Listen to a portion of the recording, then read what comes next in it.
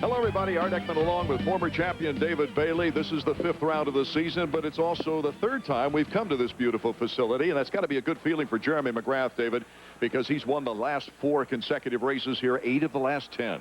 Well, he's awesome here in this building, and but at the same time, it's got to put a lot of pressure on him. He feels like he needs to win this race, like Ricky needed to win last week. And I get the feeling, cruising around the pits and with talking to Carmichael, that Jeremy has something to lose here. If he doesn't win this race, it's not good for him. He needs to win this, whereas Ricky, if he finishes second, well, that's all right. He kept pace in a place where Jeremy is awesome. If he can beat Jeremy here, Jeremy's got a problem. Taking a look at the standings, it's all knotted up at the top, and you can't get it any better than that, David. Oh, it's tight. I love it. This is what we've all been dreaming of, somebody that can step up and challenge McGrath. Ricky will not leave him alone. He is tough. He thinks he can win this championship, and, I've never seen this much anticipation for round 5. This sold out faster than the first round did. The 3rd member of our telecasting crew, Davey Coombs, caught up with the king of Anaheim in the pits earlier.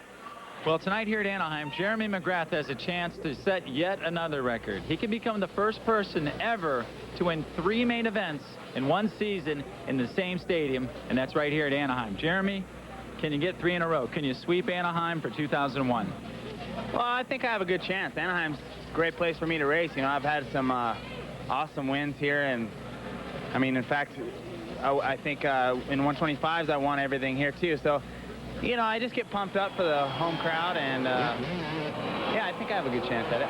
As far as your main rival, Ricky Carmichael, goes, I have to ask you a strategy question.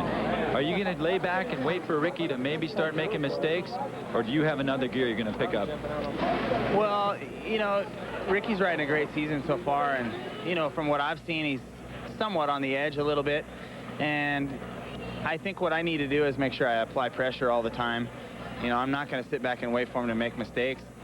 That's kind of not my strategy, and it's never been. So, I want to just continue to try and win races, but, what's really depressing me is that the tracks are super, super easy. I mean, anyone can ride these tracks, and, so everyone's going fast.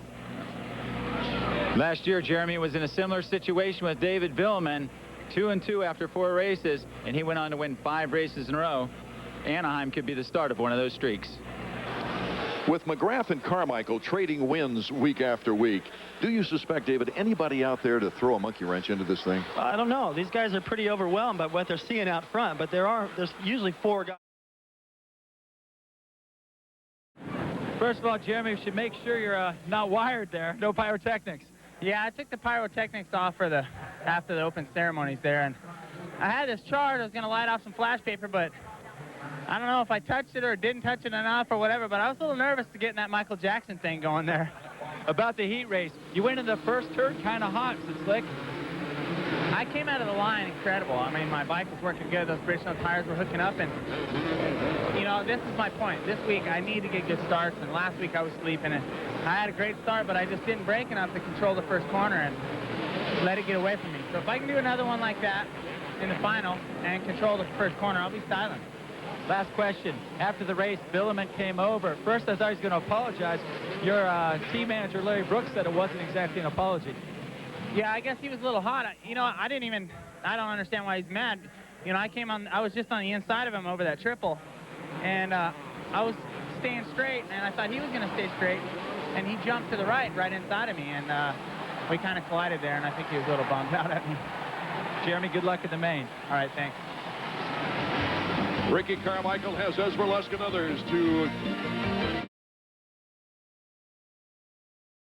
Ricky, I know that Rich Winkler and these guys built this track with some old school flavor. You look like you're old school back at the Mini-O's riding TT out there. Yeah, it was fun, Davey. The track is pretty good. It's a lot of people are saying it's easy, but you know what? Everybody's got to ride the same track, and if it's easy for one person, it's easy for the next. And I'll tell you what, I felt good. I got a good start, and felt really good. Well, your rival, Jeremy McGrath, was out there watching your race. One thing he's going to take back to the pits with him was the fact that your heat race was 11 seconds faster. Well, I got a good start. I think he got behind on the start there, and that makes up a lot of time right there. But I'm feeling good. Chevy trucks, Kawasaki's working good, and I just need to get a good start in the main because that first turn is a little scary. So a start will be important. Good luck tonight. Thanks a lot, Davey. Thank you. Looks like it comes down to the start, but the stage is set right now. Ricky Carmichael. Ricky, I think something just changed. I tell you what, Davey, I got a terrible start, and I wanted to see if I could run him down. And, you know, I mean, I know I beat him heads up the last couple weekends, but I wanted to see what I could do from behind, and I totally proved myself. Feels great. I need to keep the momentum going, you know, stay injury-free and try to win this championship. When we were watching you come through the pack, David Bailey invoked the name Bob Hanna. You at times look completely out of control, but you never stop moving forward. Where did you pull that from? I don't know. I was just digging deep, Davey. I wanted that thing bad. I wanted to come from behind and win. I mean, to me, that's the most gratifying win as a racer, to catch from behind and win. And I did it. Jeremy was riding excellent, but, you know, I felt like I had the track down pat tonight. Ricky, at what point did you think that you had a chance of catching him? When could you see him? Probably about 8 laps to go. I seen him in sight when I was in second, and started reeling him in, and he didn't do the triple, and that was all I needed. As we take a look at the Honda results page, Jeremy McGrath in second, Kevin Windham a hard-fought third, Mike LaRocco in fourth, and Stefan Roncada with his best finish of the year so far in fifth in his rookie 250 season. Tortelli, Way, Villeman, Ferry, Byrne, Lamson, Craig, Voss, Kyle Lewis in 14th. Let's go back down to Davey Coombs. Davey? Well, MC, you knew the winning streak at Anaheim had to come to an end, but that one mistake's what got you. Yeah, Davey, I felt like I was riding pretty good. Ricky was on the charge. He was coming up behind me, and, you know, I felt like I had enough to go to the end, and made a big mistake over there and went right into the face of the triple, and might have been a little different if I hadn't done that, but hats off to Ricky. He came up a long ways, and on a track that was fairly easy, and, you know, I guess I should have been a little bit more cautious of some of the bumps.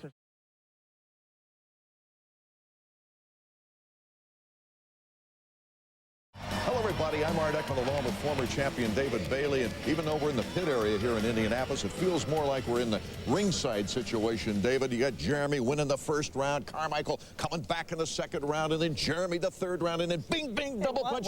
Watch it with the fist, okay? Remember, I'm an Iron Man. I'll lay you out, okay? Seriously, the way that Carmichael has won the last 2 races, he's got the momentum. In Phoenix, he was so far ahead in the first couple of laps, everybody was just racing for second place. At Anaheim last weekend, coming from behind, he has proved he is for real. He can take it to Jeremy no matter where he starts. But Jeremy, on the other hand, doesn't usually ride on Sunday. This week he did, and he is ready. He understands the significance of momentum. He's not going to let Ricky get away with 3 in a row.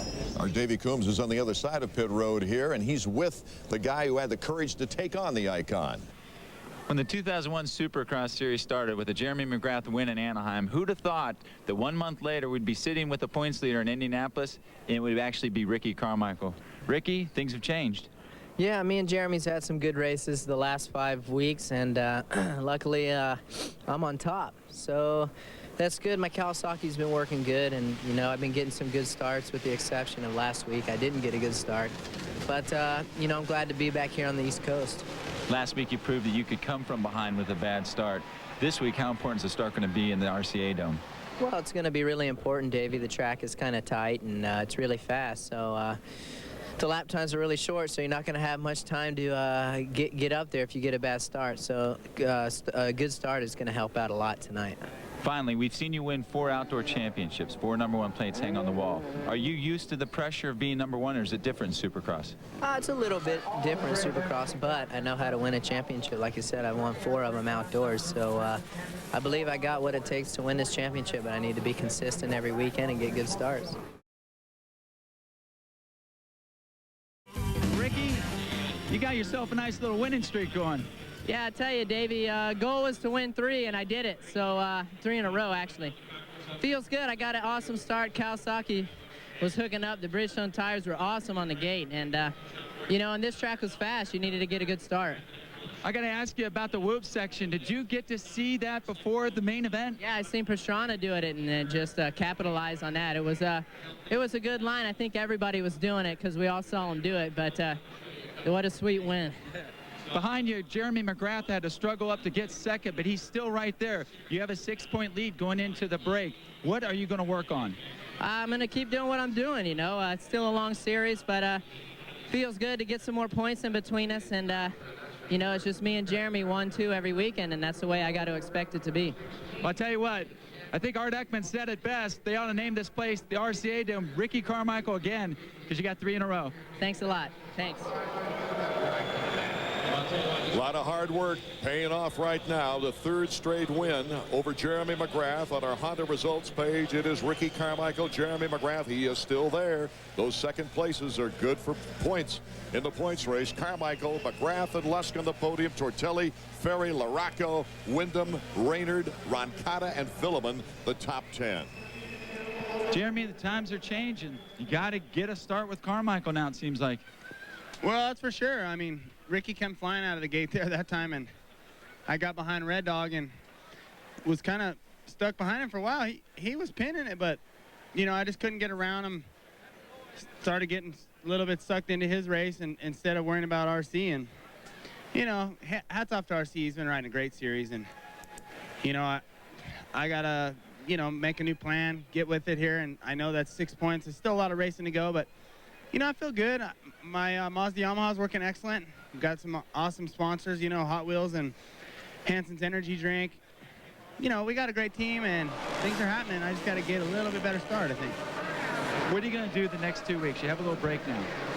Well, I think I'm going to use this time to train really hard and ride hard. You know, it's been a long 6 weeks. You know, we've had, this is the 6th race, but people forget that 6 weeks before that, we were working our butts off trying to train and ride and test and get everything ready, you know. And so as soon as I get home, I'm going to take a day off or something, and then I'm going to get with it. Thanks, MC. And Ezra, you had an amazing heat race today. And just like Jeremy, same thing. You didn't get the start in the main event.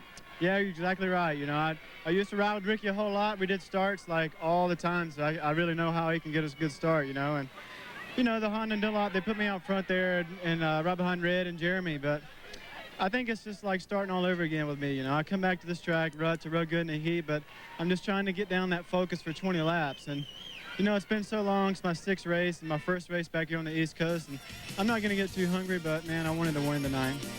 Well, you know what I think's happening here, well, I know is what's happening, is that Carmichael's fitness is just, it's the best it's ever been. Maybe the best I've ever seen in this sport. And he has so much confidence in that strength. He's able to take the riding ability that's equal now to McGrath and pour all kinds of intensity on top of it. So he has no weakness at all. Jeremy has 2 weeks now to try to bring up his fitness program so that he can run with Carmichael. He's not going to be able to beat him on riding talent alone. He's got to do it with intensity. Art Ekman for Davey Combs and David Bailey. Thank you for being with us. This has been a presentation of ESPN, the worldwide leader.